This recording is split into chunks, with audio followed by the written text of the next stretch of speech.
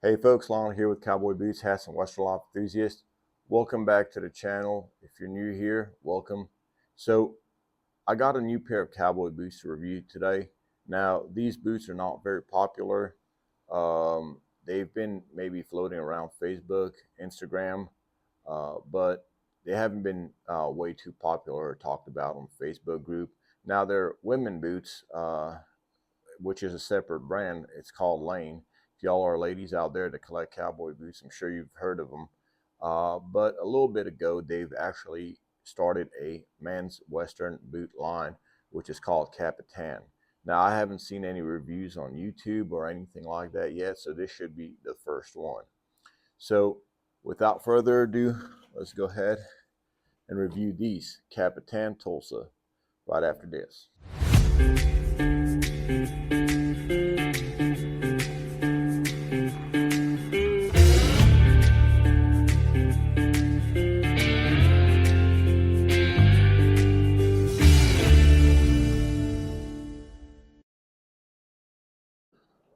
All right, so here they are, Capitan boots. Now this is the box.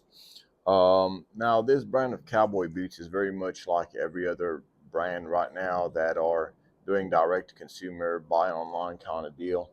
And they have the same return policies and everything. Now they have the Capitan.com right here on the side of the box. It's nice looking heel. It's a nice looking box, if you all want to give it as a gift or something. Very nice and presentable. Here you got the size, make, model, all that stuff. So just a plain brown box, not much different than anyone else is doing. Now, when I got these boots, they were selling and they were doing some sort of promotion where they were giving out some socks. So I'll show you the socks right now. So here it is. You got these merino wool socks that come with it. I don't know if they're still doing that part of the promotion. They were doing that when I bought it a while back. They've been sitting in my house for the longest time, just several months, just getting ready for this review. So these are nice socks made in the USA, good quality socks. At the time you could have actually picked out your color. I went with green. So here they are. I'll try the boots on with those socks. So after that, you got the paper right here. It says Capitan. Make your mark on the paper right here. So here we go. They're wrapped in this plastic. And right away, you're hit with that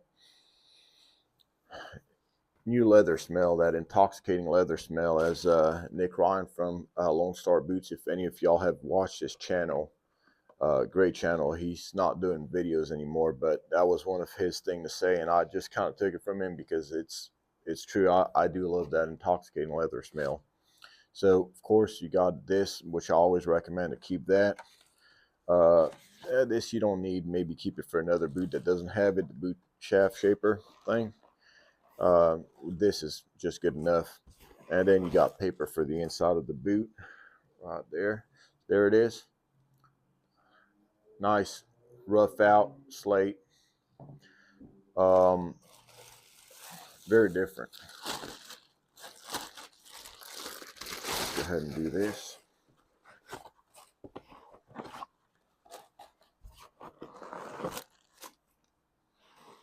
Put this on the side.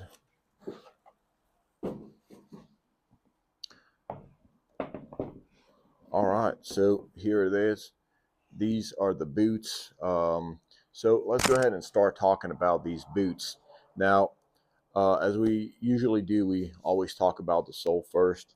So we got a nice leather sole, very thick leather sole, by the way. So that's very nice to see. You got the branding right here that says Capitan. On the side, you got all these stitches right here. So it's a Goodyear welt. And the one thing that is different from a lot of modern boot makers, and I don't know, Lucchese kind of did the same thing on some of their boots, but it doesn't have any lemon wood pegs or brass nails. I'm sure they'll hold up just fine. But it's very interesting to see that they went that route without putting any lemon wood pegs or brass nails. Now for the heel, we got a walking heel, nice thick walking heel, about 1.5 inches. Very thick rubber sole cap or heel cap. Sorry, very nice and thick heel cap. I like to see that. I do wear out my boots a lot on my heels, uh, particularly on one side, and it's nice to see that they have a nice thick um, cap right here that hopefully will last a long time. It says CB for Capitan boots on there. Um, Now you could see that they're handmade because right here they went with a little bit of a darker heel cap than they did on the bottom on the sole right here. So you could see that they kind of overlap right here. You know, they have to make these boots fast, so probably overlapped right here a little bit. And they also did a nice spur ledge right here on the back, so it's really nice to see that. I love seeing that. I wear spurs when I'm riding.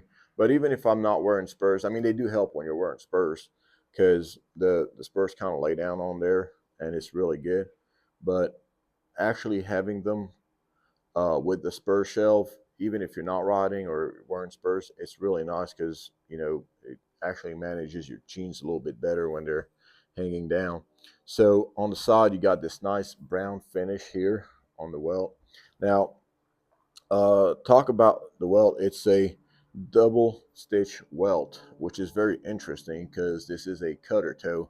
Makes it a very rare looking boot. But here, as y'all can see, it is a double stitch welt on a cutter toe, which is very different because I have a pair of um, Hondos that are wide square toes, which is what you will generally see double stitch welt, and on that they actually did a single stitch welt. So that puts both these boots in twilight zone.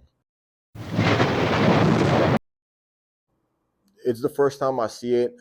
I'm not usually fond of double stitch welts, but it doesn't look too bad on this boot. Kind of widens it. Every cutter toes are a little bit different. This is a nice sized one, especially that double stitch welt does widen it up a little bit more, makes it look a little bit better. Now, as y'all can see, it is a cutter toe, uh, and there is no toe bug on there, but they actually did a nice job of folding it in right where it's supposed to. So that looks good. The boot is a gray. There's no toe bug, like I said, and it's a very nice color. I love gray. That's why actually I wore my steel hat figuring that this will actually match very well with the hat. The back, the counter, I really do love the support. This is one of the strongest support I've ever felt, or counters that I've ever felt. Feels really good, tight and strong. So I'm really happy to see that. You don't see that too much. Um, and also another thing is this another thing that makes them extremely unique is that the shaft has absolutely no stitching at all on it. It's a plain charcoal full grain leather shaft. Looks really nice. You know, y'all ever want something that's just plain and that doesn't have any design or anything, this is about as good as it gets. Now, what they did is on the pull tabs, they did put a little piece of rough out right here, which looks really good as well. Now, um, on the inside, you got some decent looking cow leather. It's not the best, cow leather to say the least. It's not calf or anything like that, but it's not pig, so you're not going to really get the worst leather. It's just a lower quality cowhide leather, but it's not bad at all. I would wear this happily, and this will last and everything. It's just not as soft as a calfskin or higher quality cowhide on the inside. Now here it says proudly made in Mexico. So the brand is actually based out of Arlington, Texas, and they made their boots in Mexico, as a lot of new boot manufacturers are doing nowadays. It has a build date, which is 06/2023, so they weren't built too long ago. Not too long after I got them, were they or before I got them where they built. So that's how it looks on the inside. Now, one of the things I'm dreading a lot on these pairs of boots is the fact that they have one of these deals.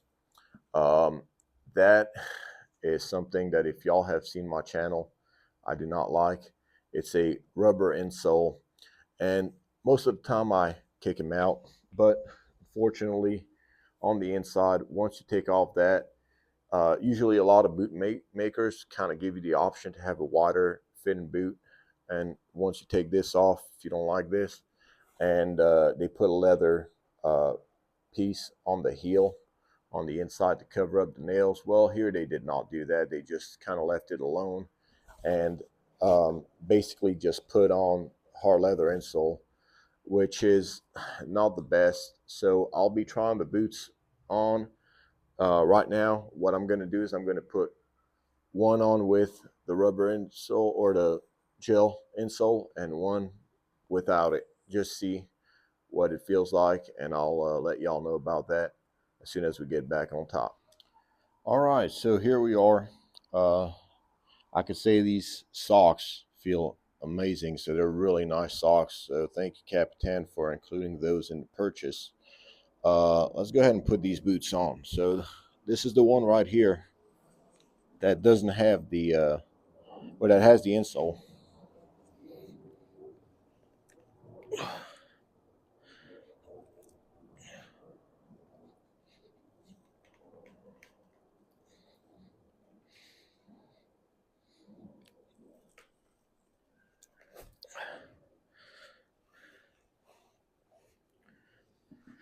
That was very hard to put on.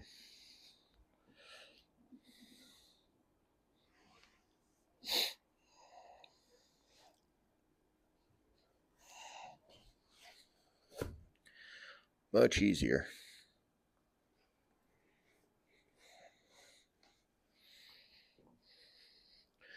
So here they are. Side profile, front, top, other side, and back.